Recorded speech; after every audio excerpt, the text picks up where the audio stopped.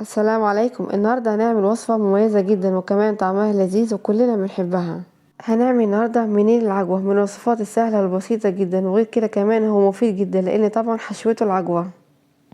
هنعمله النهاردة بطريقة سهلة جدا وكمان بسيطة، ان شاء الله هيطلع معاكي مقرمش ولذيذ وهيكون معاكي احسن من الجاهز.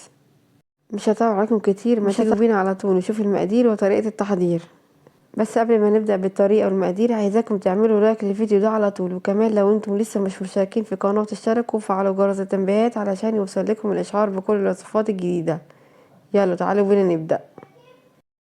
بسم الله. معايا هنا كيلو من الدقيق. استخدمت النهارده يا جماعة دقيق متعدد الاغراض، وكمان قبل ما استخدمه هنخله كويس جدا. هنضيف عليه معلقة كبيرة من حليب البودر، هضيف كمان معاهم معلقة كبيرة من السكر، ومعايا كمان معلقة صغيرة من الفانيليا، وهضيف كمان معاهم معلقة صغيرة من بيكنج باودر.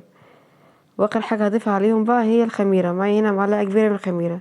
هقلب بقى كل المكونات دي كويس جدا مع بعض زي ما حضراتكم شايفين كده معايا. بعد كده هبدا اضيف على المكونات دي. معايا هنا كوبايه من السمنه، والسمنه بتاعتنا هنا يا جماعه لازم تكون دافيه علشان ما تموش الخميره. هضيف كمان معاهم نص كوبايه من الزيت.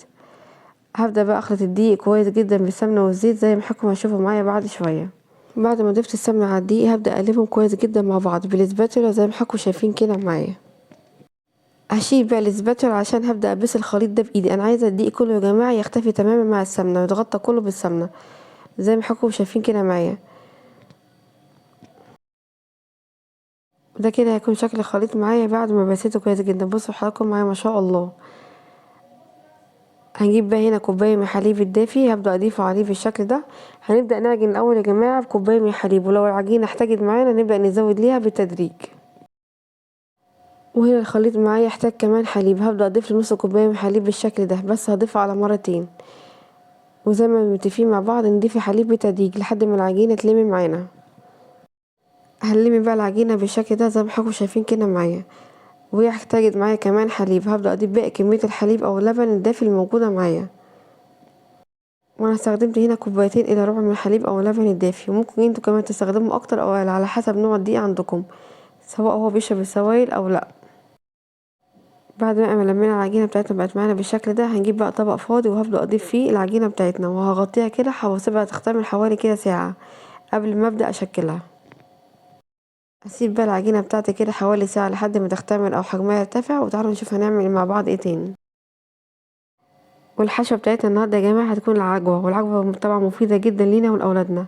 معايا هنا نص كيلو من العجوة، هبدأ اضيف عليه معلقة كبيرة من السمنة، وهبدأ اعجنهم كويس جدا مع بعض لحد العجوة ما تطرى معايا، وهتكون معايا بالشكل ده.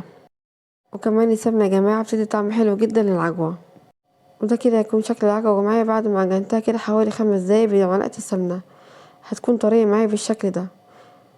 هسيبها على جنب بقى وتعالوا نشوف هنعمل ايه تاني مع بعض. هجيب بقى هنا معايا كيسين من اكياس التلاجة، وهبدأ افتحهم بالشكل ده علشان هبدأ افرد عليهم العجوة. الاكياس هنا يا جماعة بتسهل علينا كتير. هنبدأ نفرد العجوة بتاعتنا بالشكل ده. نحاول كده يا جماعة نفردها لحد ما تكون معانا طبقة رقيقة جدا. وده كده هيكون شكل العجوة معانا بعد ما فردناها كويس جدا، هتكون معانا طبقة رقيقة بالشكل ده. هنكمل باقي كمية العجوة بنفس الطريقة. وهنا العجينة بتاعتنا بعد ما ارتفعت وحجمها زاد بالشكل ده، هبدأ بقى افرغها من الهواء بسيط كده زي ما حضراتكم شايفين كده معايا. هنسيبها بقى على جنب وابدأ اخد منها قطعة علشان ابدأ اشكلها. هاخد كده قطعة من العجين وابدأ افردها على الرخامة او سطح العمل زي ما حضراتكم شايفين كده معايا. نحاول نفردها كده بسمك 1 سنتي. بعد ما فردنا العجينة بتاعتنا بقت معانا بالشكل ده، هنبدأ بقى نجيب طبقة العجوة اللي احنا فردناها مع بعض قبل شوية، وهبدأ اشيل معلقة كيس التلاجة زي ما حضراتكم شايفين كده معايا. بعد ما فردت العجوة على العجينة بقت معانا بالشكل ده، هنبدأ بقى نساوي او نشيل الزيادات من العجين بقطعة البيتزا زي ما حضراتكم شايفين كده معايا. بعد كده هنبدأ نلف العجينة بتاعتنا على شكل رول زي ما حضراتكم شايفين كده معايا.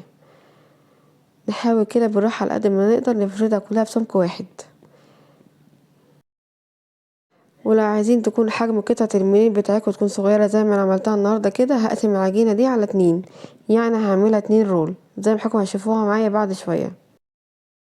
هبدأ الف الرول على الرخامة بالشكل ده لحد ما تقفل معايا بشكل كويس. احاول كده اظبطها على قد ما اقدر. هنبدأ بقى نلف الجزء التاني من العجين رول زي ما حضراتكم شايفين كده معايا. هنجيب بقى قطعة البيتزا ونبدأ نساوي الاطراف بالشكل ده. بعد كده هنبدأ نقطع قطع المنين بتاعتنا زي ما حضراتكم شايفين كده معايا. وطبعا يا جماعة الحجم هنا زي ما انتوا عايزين، ممكن تكبروا حجمها اكبر من كده. هقطع الرول التاني بنفس الطريقة، هنساوي الاطراف ونبدأ نقطعها قطع صغيرة زي ما حضراتكم شفتوها معايا قبل شوية. وده كده هيكون شكل المنين بتاعنا بعد ما قطعناه. بصوا هنا حكوا معايا ما شاء الله هو شكله جميل قد ايه، ولفات العجينة بتاعتنا مع العجوة شكلها جميل جدا. هكمل بقى الكمية كلها اللي موجودة معايا بنفس الطريقة وارجع لكم. هنجيب بقى صينية علشان نبدأ نسوي فيها المنين بتاعنا، والصينية هنا يا جماعة مش هندهنها اي حاجة خالص. هبدأ ارص فيها قطع المنين بالشكل ده. بصوا هنا معايا ما شاء الله شكلها حلو قد ايه. هسيبها كده بقى تختمر حوالي نص ساعة قبل ما ابدأ اسويها. وده كده هيكون الشكل النهائي بتاعنا للقطع المنين بعد ما شكلناها كلها وسبناها خمرة كده حوالي نص ساعة. بصوا هنا معايا ما شاء الله حاجة في منتهى الجمال. هنتكلم بقى على التسوية. هندخل المني بتاعنا في فرن ساخن مسبقا على درجة حرارة 200، وهنكون مشغلين النار من تحت بس، وهندخل الصينية بتاعتنا في الرف الأوسط.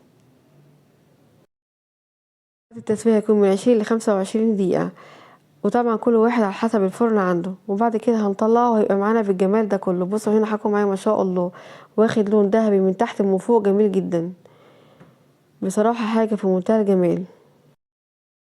والمنين يا جماعة من الوصفات الحلوة جدا لانه سهل وبسيط جدا في طريقته وكمان في مكوناته. بصراحة مش هتلاقوا اجمل ولا ابسط من كده، ممكن تجربوه. وغير كده كمان طعمه حلو جدا وكمان مفيد، لان طبعا الحشوة بتاعته العجوة، وطبعا كلنا عارفين العجوة مفيدة جدا لانها مليانة بالفيتامينات والمعادن. والمنين بيبقى حلو جدا للفطار الصبح مع كوباية الشاي، او كمان الاولاد ياخدوه معاهم المدرسة. بجد بيبقى طعمه جميل. بصوا حكوا معايا ما شاء الله هو شكله جميل قد ايه. بجد مفيش اجمل ولا ألذ ولا اطعم من الحاجة لما تكون معمولة في البيت. لو عايزين بقى تعملوا حاجة تكون سهلة وبسيطة في نفس الوقت تكون طعمها لذيذ، وغير كده كمان تكون مفيدة، مش هتلاقوا اجمل ولا ألذ من كده، ممكن تجربوه.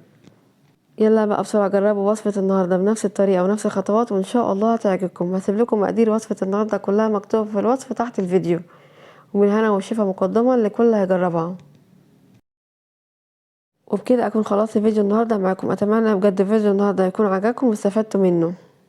لو عجبكم فيديو النهاردة يلا بقى لايك وشير واشتراك في القناة لو لسه مش مشتركين، وكمان تفعلوا جرس الانتباه علشان يوصلكم اشعار بكل الوصفات الجديدة. اشوفكم على خير ان شاء الله في فيديو جديد. مع السلامة.